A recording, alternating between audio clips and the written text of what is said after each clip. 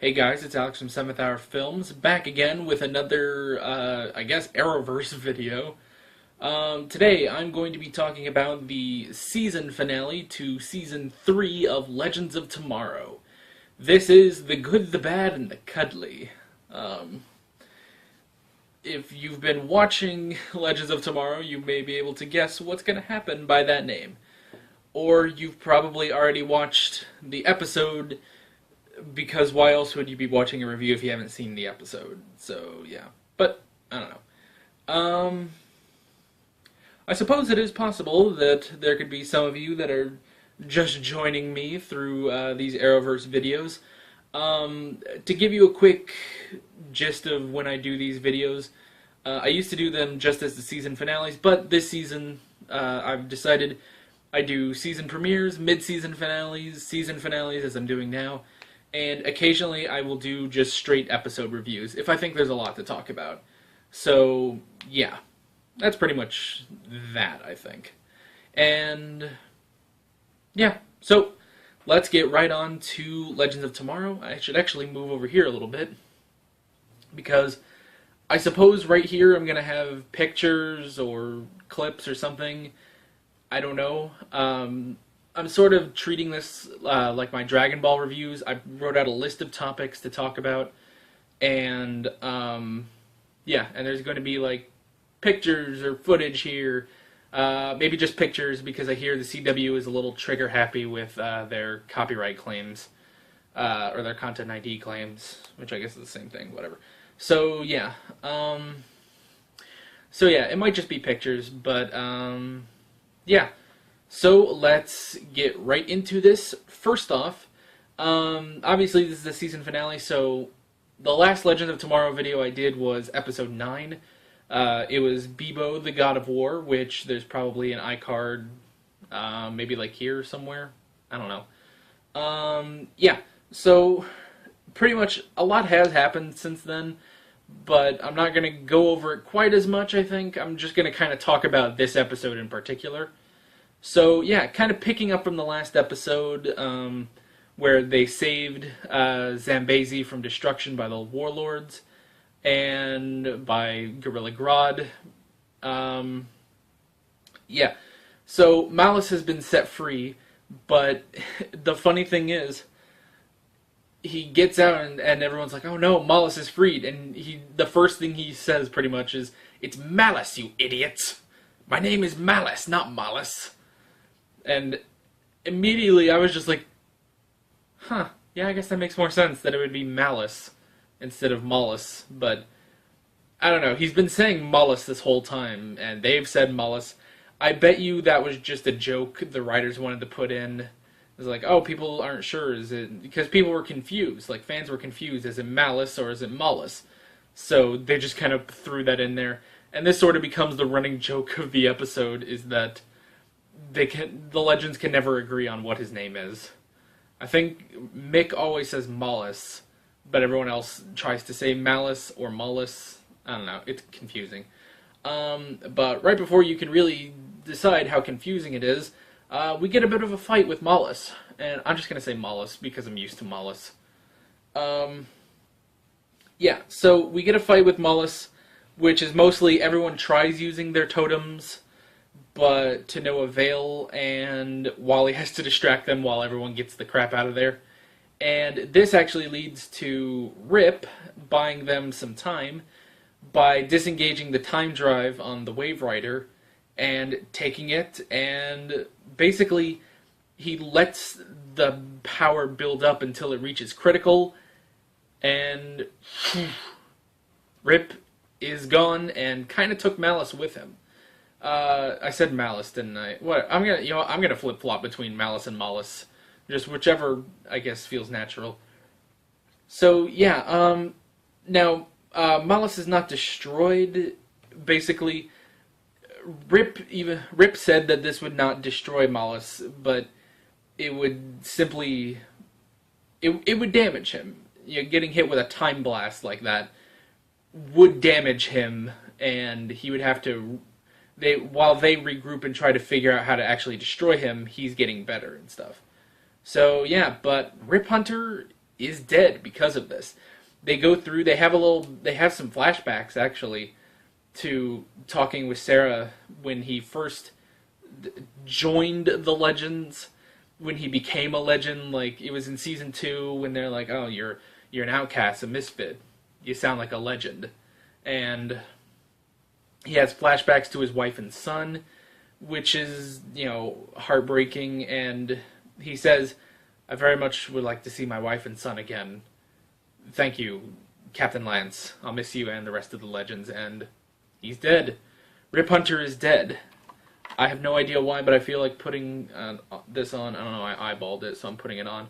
And I probably shouldn't have made a big deal out of it. Anyway, yeah, Rip Hunter is dead. It's kind of sad. Apparently, from what I've heard, the actor, Arthur Darvill, like, from season 2 onward, he had scheduling conflicts that prevented him from being just the regular main character like he was in season 1, which is why his role was diminished, at least in the first half of season 2, and kind of in the first half of season 3, now that I think about it.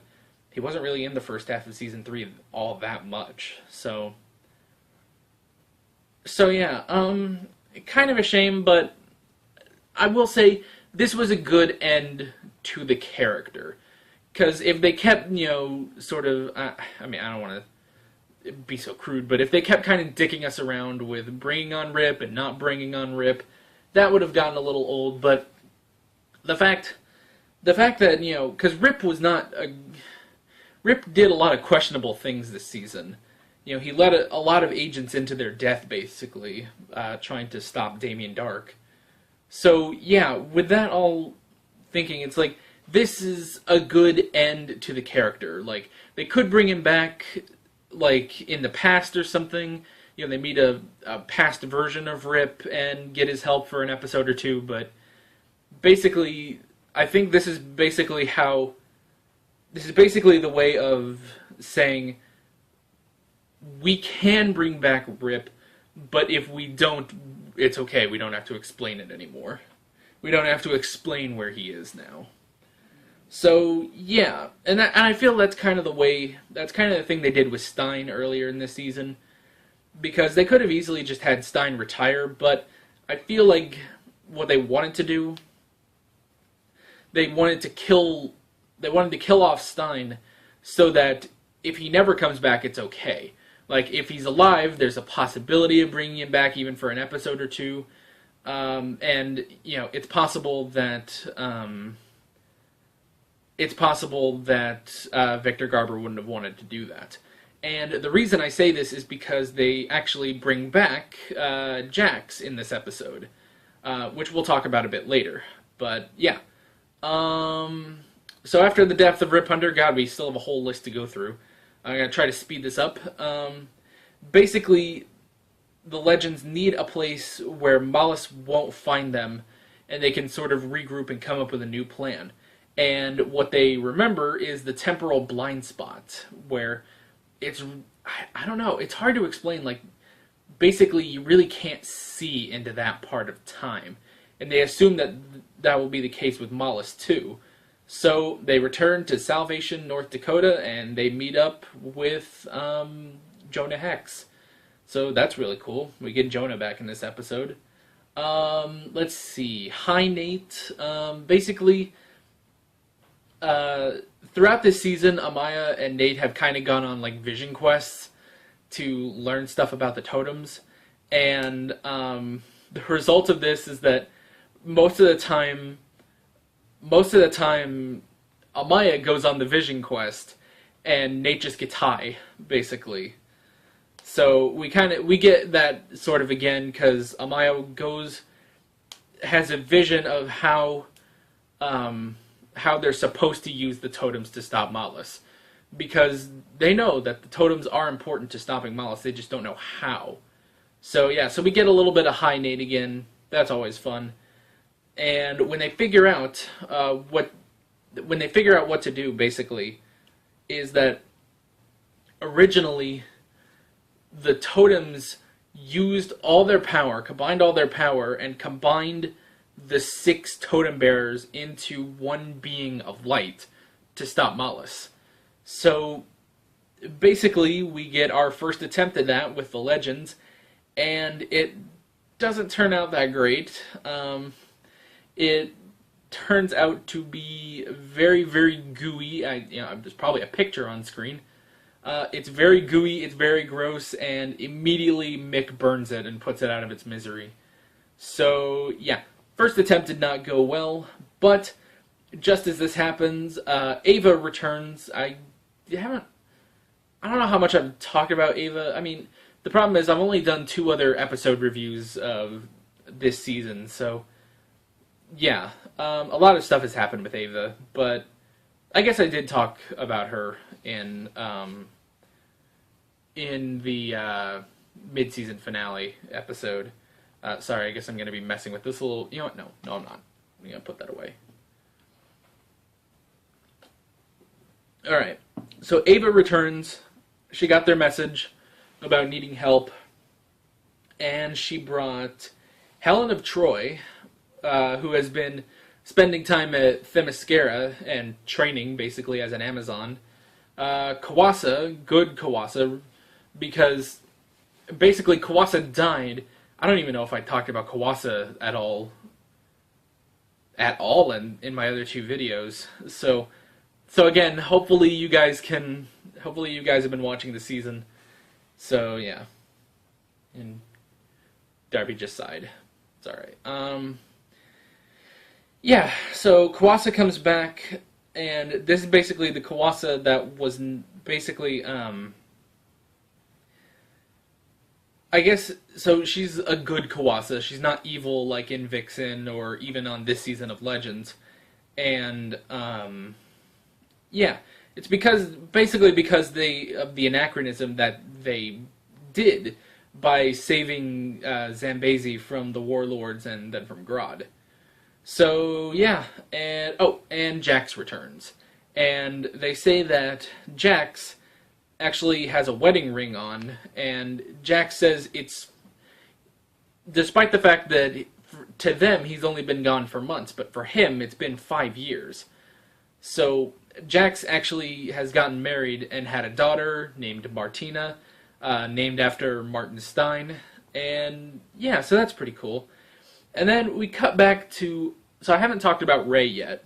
And basically that's because Ray feels bad about leaving Nora to die, basically. Nora Dark. And, because, again, stuff I haven't talked about yet, but last episode, when Mollis was freed, he basically broke through Nora's body and killed her. So Ray takes Damien Dark with him in the jump ship and goes back to Zambezi right before Nora turns, and it's revealed that Damien stole Ray's nanite gun. Nanites, courtesy of Ray Palmer. They're delivering a high-frequency pulse that's disabling your speed. You're not going to be running around for quite a while. And shoots Nora with it. Not killing her, but hurting Mollis, basically. And basically, Mollis then leaves Nora and uses Damien as a host. So basically, they changed time to where now, instead of Mollis breaking out of Nora, he broke out of Damien Dark. So Damien Dark is dead again.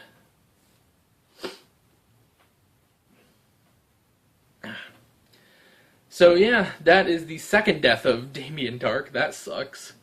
But, again, that's another one of those, well, they've killed him. If they want to bring him back, they can, but if Neil McDonough wants to stop, he can. Alright. So then, I didn't even talk about this, but earlier,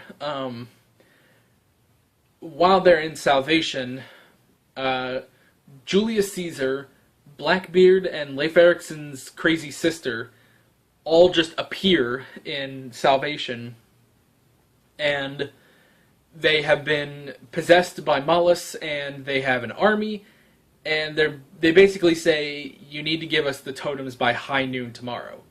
High noon comes around, and instead of giving them the totems, they fight. So a couple quick notes, a couple quick things I wanted to point out that were cool in this fight was Mick versus Julius Caesar, which was set up all the way back in episode 1, and that's cool. They kind of get a rematch, and Mick breaks his nose like Caesar did him. And then we have Blackbeard versus the Dread Pirate G-Way. Because in a previous episode, Amaya basically pretended to be a pirate and got a lot of, I guess pirate respect. I don't know what to call it. And so Blackbeard figures out, you're not really a pirate. There is no Dread Pirate G-Way. But basically, he still gets his ass kicked, and he runs away because it's interesting that they make Blackbeard a coward in this show. But yeah, and the last thing really to note is Helen of Troy kicks ass. Like, really kicks ass. Like, I don't know how long technically she's been training at Themyscira, but she's pretty good. And some other people have pointed out, it's like, she's kind of like Wonder Woman now. Like, she doesn't have the powers and stuff of an Amazon, but she's got the skill level, so that's pretty cool. But, so then the legends meet up in, I guess, a bar, or a saloon, I guess. And I guess I haven't said which of the legends has which totem. Sarah has the death totem, Nate has the earth totem, Amaya has the spirit totem, obviously. Mick has the fire totem, Zari has the air totem. I haven't talked about Zari that much, actually, because she came in after the first episode. I'm sure I talked about her in episode 9, though. And, and Wally has the water totem. Originally, Ray had the water totem, but because he went off on what I call Ray and Dark's excellent adventure, Wally took his place. And they combine, basically, and while they're forming this creature that's going to kill Malice, basically, they say, we gotta concentrate on the light. We have to think of something that's pure and good and filled with light. And they kind of peek at what it is, and they're like, oh, no, who thought of it? And Nate's like, yeah, I'm sorry, I thought of it. And Zari's like, I can't stop thinking about it now, too. And they're like, okay, whatever, just keep thinking. And there's a big, rumble, and through the roof, boom, and it's Bebo. They created a giant friggin' Bebo, and it's hilarious. And now, it is at this point that you realize Bebo versus Malice. And this has brought Legends of Tomorrow into their legendary status, in my opinion. This is a legendary show now. And, oh my gosh, I could not stop laughing at this. This was amazing.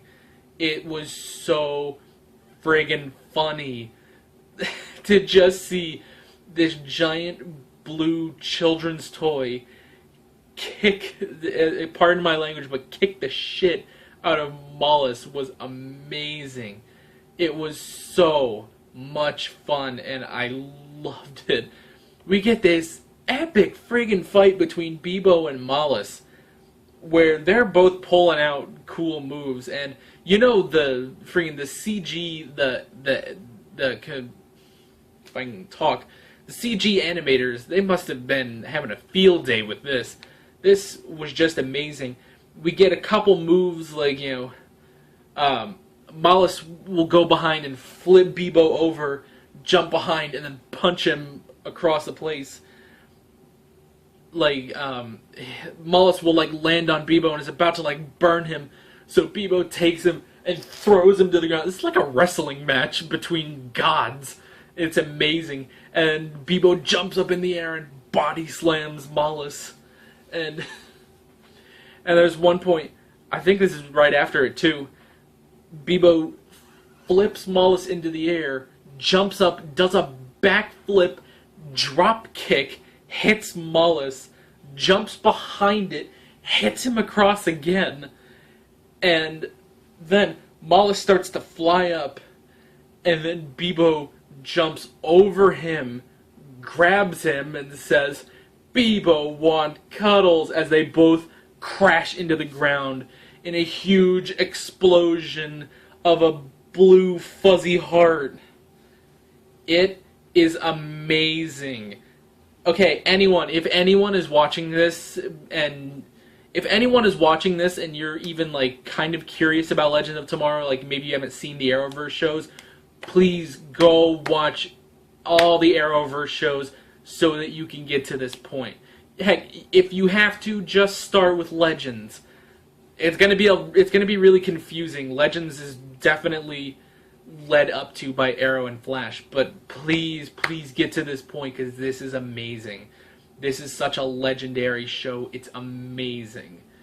Yeah. So, oh my gosh. So yeah. So once Bebo explodes and Mollis is dead, just straight up dead, and there's not even like a corpse or anything, he's just completely gone. So everyone goes over to the wreckage, and sure enough, the legends that had the totems, they pop out, and it's just hilarious. Zari's like, "Oh, we did it. We used our totems to combine into one blue furry love child." And Mick is just like, "Worst orgy ever." Oh, it's amazing. And there's one part, I don't know why this part makes me laugh so much, but it's like everyone that like looks out at what they've done is like, you know, Nora's just like, "Oh, Damien," or, well, she says dad, and Ray is like, "I'm sorry, your dad died a good man." And friggin' Jonah's like, "Nah, about seeing everything." I don't know why this makes me laugh, but because there's fuzz everywhere from like the remains of Bebo, and Ava is just, and it's like, "Oh God, there's everything." So, I'm sorry, Darby. I knew that would wake him up. He's fine. He'll go back to sleep. But I don't know why just her, like, getting fuzz in her mouth. I don't know why that was funny. Because, it's because she was the only one that reacted that way. Everyone else was kind of looking over this like, "Yeah, this is all good." And she's like, "There's fucking fuzz everywhere. Jeez." So, I don't know. That was just funny to me. So, yeah. So, everything is sort of wrapping up. The Time Bureau comes in to help put all the Vikings, Romans, and pirates back in their places. And Jonah actually goes to Zari and says, "Well, maybe I need to give you something to remember me by," and gives her his hat. She's like, "Oh, your dusty hat, thanks." And when she goes over to talk to Amaya and Sarah, they're like, "Is that Jonah's hat?" And she's like, "Shut up." So maybe there's something there between Jonah and Zari. That would be interesting. It's very random, but yeah, it's interesting. Amaya decides that it's time for her to go back to Zambezi in 1942 because it's just that time, man. It's just that time. She knows that she can't abandon Zambezi. She has to go get married, have kids, have grandkids. She knows her place, so she goes back, and Nate drops her off, and it's goodbye, Amaya, again, because this was the same thing at the beginning of this season, technically, when she went back to Zambezi. So, yeah. I'm sure, I get the feeling she's gonna come back because she's not dead. They can't kill her anyway. So, yeah. So after they drop off Amaya, all the legends go to Aruba, because this is apparently where the legends go now when they've beaten a bad guy, is they go to Aruba. I'm almost convinced that I need to go to Aruba now just to chill out. And so Constantine shows up, but it's actually Gary. And then Constantine shows up, and it's actually Constantine. And he's carrying this thing, and he drops it on the ground. And it's like, what is that thing he brought? And he basically says, like, whose brilliant ideas? And he takes the blanket or something off of it, and it's a dragon's head. And he basically says, whose brilliant idea was it to let an ancient demon out of his cage? And Nate's just like, Sarah. And basically Constantine says, well, you opened the door, love, and malice wasn't the only thing that got out. So, cliffhanger. Right there, that's the end of the episode. Cliffhanger, we're going to get more demons in Season 4. That is awesome. So yeah, amazing episode. Really, really amazing. Amazing season overall. This was really great. I really love this season. This was awesome. Yeah. So, kind of what I want to see in Season 4. Just a quick thing. Because they've set up, we're going to go fight demons in Season 4. I'm kind of hoping they bring in Trigon from Teen Titans.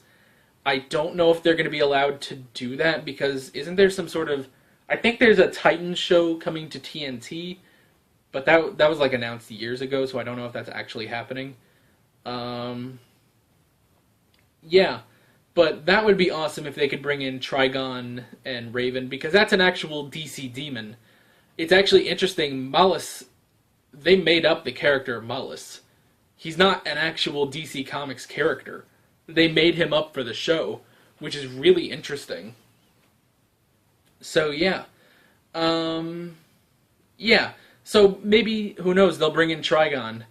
I've heard some people ask, like, well, isn't Trigon just Malice, basically, in similar designs, similar powers and stuff? I would say, yes, he is a huge demon, but the design, at least in Teen Titans, is different, and I mean, if anyone has ever watched Teen Titans when Trigon comes in, it was a big friggin' deal. First off, Trigon is friggin' huge.